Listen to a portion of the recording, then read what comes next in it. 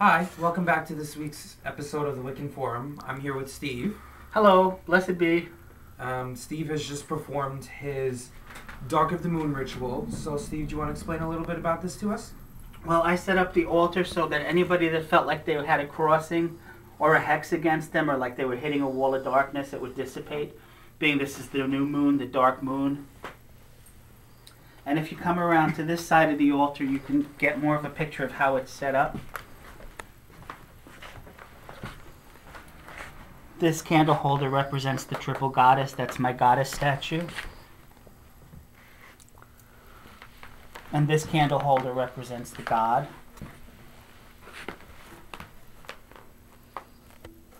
I think it's an interesting configuration that I have 3 pieces of amethyst in the front.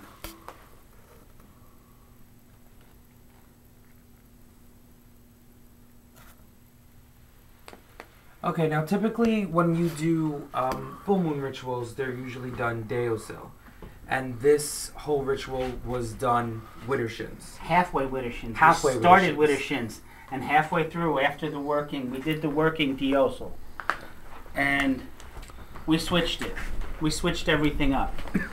And when you go Widdershins, that's to That's going counterclockwise. That's to banish the negative banish energy. the negative energy. To keep the dark forces at bay, if you would. Okay. Now, during the ritual, you had us write down some negative things that we wanted to get rid of. Was there any particular idea behind that? Or Yes, to banish the negativity. Being this was the ritual to get rid of everything. That's the banishing powder that I had made there. It has a And we very put that in the cauldron. the banishing powder has a very enchanting smell to it. I should say, very spicy. Do you want to, well, not explaining everything that was in there, do you want to explain to us a little bit about? I mixed 10 different herbs 3 times, and then I used different destruction oil. And I see the other cauldron finally went out. I had Midsummer Night lit up in those 2 cauldrons. And a plain white tea light in the middle to be the opposite of the candelabra. Okay. And then typically the candelabra with the 3 candles is not something that we see every day. No, that's just something I tend to do in my rituals. Because I tend to do candle magic a lot, and that works into my rituals. Okay. Any significance particularly behind any of the flowers? Hydrangeas and roses are both for banishing and protection. If hydrangeas grow in your garden, they're to protect your house from evil. And roses, most people typically think of as for love spells. But roses also have thorns, so that's for protection. If you noticed in the cauldron, I had the rose petals and the holly leaves. Yes, I did. The holly is very spiky. And I use that for protection also. Okay. Now I also want to get a look at your quarter candles. They're very, not plain, they're a little dressed up. Is there any meaning behind that besides just decoration? I figured lilies. I saw those and I seen they were in the right color. The yellow, blue, red, and green.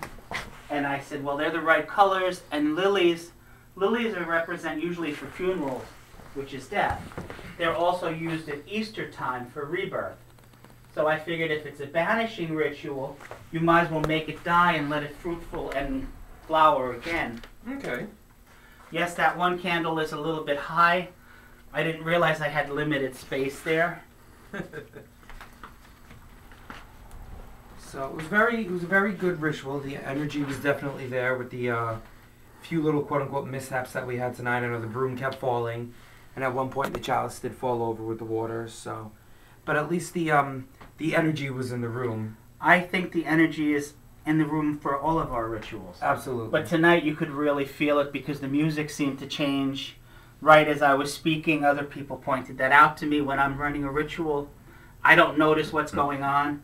I may have 20 candles lit on the altar, but I don't see them. It sounds funny. I don't even see the other people in the circle. I'm just there. I'm a vessel for the god and the goddess to use, if you will, channeling the energy. Excuse me. Now, the music that you had for tonight's ritual had a very jungle-y feel, I want to say. It was a lot of, not necessarily jungle, but there was a lot of different animals in the background. And was there any particular... Well, I chose that. I was listening to that, and I had originally wanted to use that for the snow moon ritual in November. and we didn't hear the music. And then I realized the one track had 5 owls, and that's typical for Hecate. That's her animal to call, one of her animals.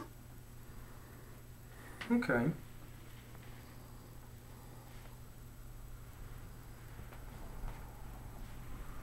Okay.